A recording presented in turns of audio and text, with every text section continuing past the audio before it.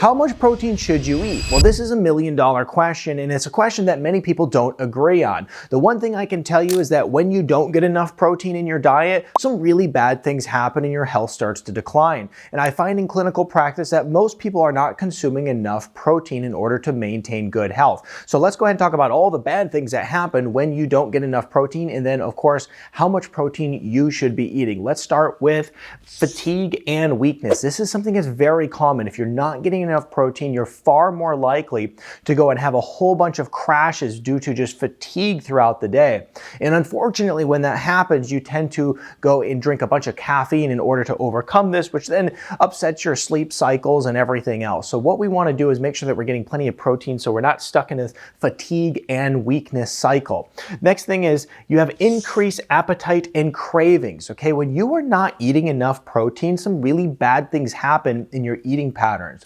There's plenty of research out there that shows us that when you eat protein for breakfast, you consume fewer calories throughout the day and you also have fewer cravings.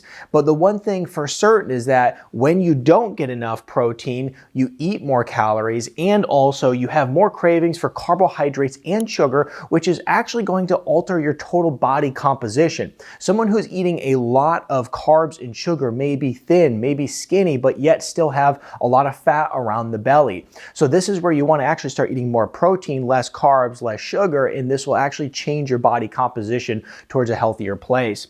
You'll also have hair, nails, and skin issues. You're more likely to have hair loss, more likely to have brittle nails, and also skin conditions when you're not getting enough protein, because the protein is some of the basic building structure of your body. Let's go ahead and take a look at the best source of protein real quick, because we want to make sure that we're getting good quality proteins. Now, it's quite obvious that the best source of protein is going to come from meat. And we're thinking grass-fed meats, free-range chicken, that kind of thing, or even wild-caught fish. However, if you can't get enough protein through those methods, let's say that you need to get more in, one of the things you can do is you can start relying on good quality protein shakes. You can rely on protein bars. You just have to really pay attention to the quality of those particular products. Many of these protein shakes are coming from very inexpensive, cheap, low quality whey, or even soy-based ones, which can cause a lot of digestive upset. One of my favorite proteins is actually going to be more of a bone broth protein. I'll put a link in the description below to a good quality protein. As far as bars go, I don't really have a good suggestion for a good quality bar because I find that many of them are loaded with sugar and just it's hard to come by a good quality bar that is not very, very overpriced. So when it comes to the best source of proteins, obviously your meat is going to be the primary protein source, but if you're looking for more, a good protein shake is going to be your next best option. Then let's go ahead and talk about muscle loss, okay? And as we're going through these different symptoms here, we're really going from least severe to most severe. So you're going to have muscle loss. There's just no way that you can actually maintain muscle if you're not getting enough protein. If you're somebody who's going to the gym, for instance, you're trying to put on muscle, it's not going to happen if you're not getting enough protein.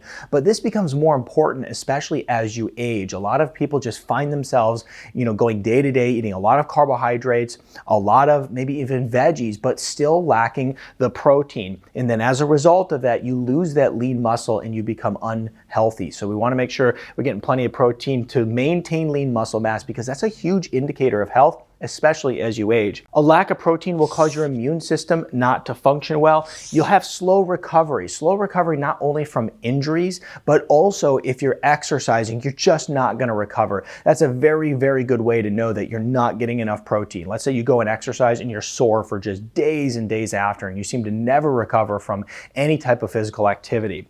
And then also you can get edema, swelling, and anemia as well if you're not eating enough protein. So these are the reasons you want to make sure that you're getting plenty of protein. But then the question becomes, well, how much do I actually need? As I mentioned at the very beginning of this video, one of the things I see clinically all the time is that people are not getting enough protein. It's very common that I'll assess somebody's protein intake, and let's say it's a woman having 30 grams of protein a day or a man having 50 grams of protein a day. Once again, backfilled with lots of veggies, backfilled with a lot of carbohydrates and sugar and that sort sort of things, but not protein.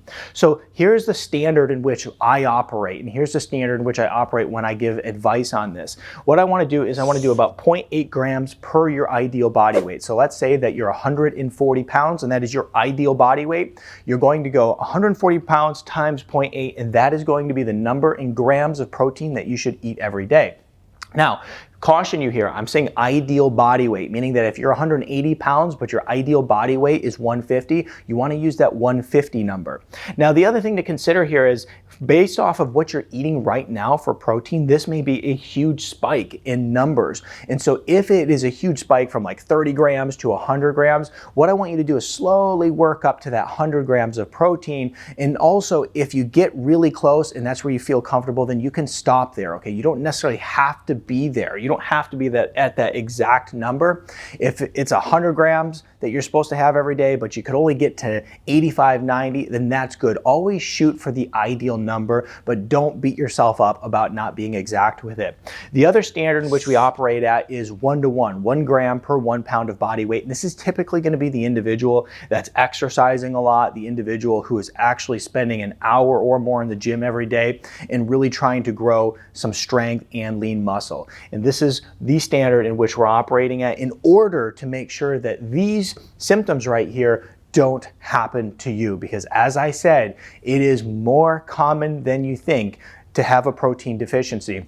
And in fact, the reality is nobody talks about it unless you're kind of like a gym bro. And then at that point, they're telling you to have 2 grams per pound of body weight, and it's just excessive. But what we have to do is we have to look at this from just a good health perspective. People who eat proper amounts of protein are less likely to have insulin resistance, cholesterol issues, fatty liver, obesity problems, and all types of cardiovascular problems as well. So make sure that you're getting plenty of protein every day so that you can maintain good health. Give this video a thumbs up. Don't forget to subscribe to my channel. It was a pleasure seeing you in this video. I look forward to seeing you in this video next.